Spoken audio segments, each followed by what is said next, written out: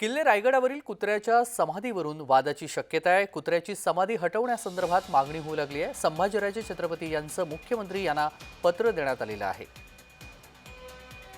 कुत्र्याची समाधी हटवण्यासंदर्भात मागणी होऊ लागलेली आहे। रायगडावरील कुत्र्याच्या समाधीवरून वादाची शक्यता आहे। कुत्र्याची समाधी हटवण्याबाबत मागणी होऊ लागली आहे। संभाजीराजे छत्रपती यांनी मुख्यमंत्री देवेंद्र फडणवीस यांना याबाबतचं पत्र दिलेलं आहे।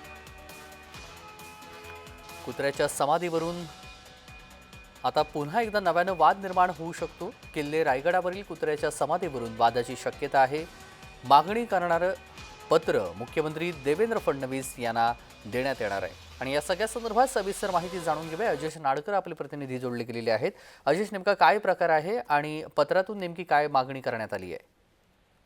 तेजस, एकीकडे आपण पाहिलात तर औरंगजेबच्या कबरीवरून सध्या महाराष्ट्रात वाद सुरू आहे, तर दुसरीकडे छत्रपती संभाजी महाराज यांनी मुख्यमंत्री देवेंद्र फडणवीस यांना एक पत्र लिहिलं आहे। या पत्रामध्ये असं म्हटलं गेलं आहे की छत्रपती शिवाजी महाराज यांच्या समाधीच्या बाजूला असणाऱ्या वाघ्या कुत्र्याची समाधी आणि हा पुतळा जो आहे तो अतिक्रमणामध्ये आहे आणि हे अतिक्रमण 31 मे पर्यंत सरकारने काढावे। कारण आपण पाहिलात तर या पत्रात असाही उल्लेख केलेला आहे, कुठेही शिवकालीन मध्ये इतिहासात वाघ्या कुत्र्याचा उल्लेख आढळून येत नाही।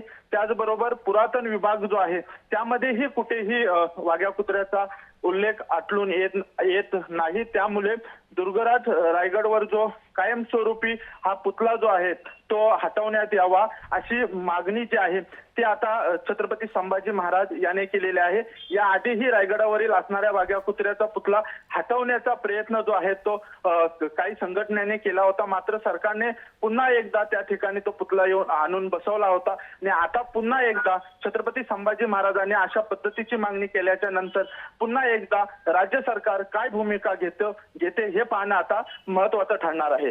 अगदी, पण अजेश, यानंतर शिवप्रेमींची काय भूमिका आहे? त्यांची या सगळ्या पत्रावरून काय मागणी आहे?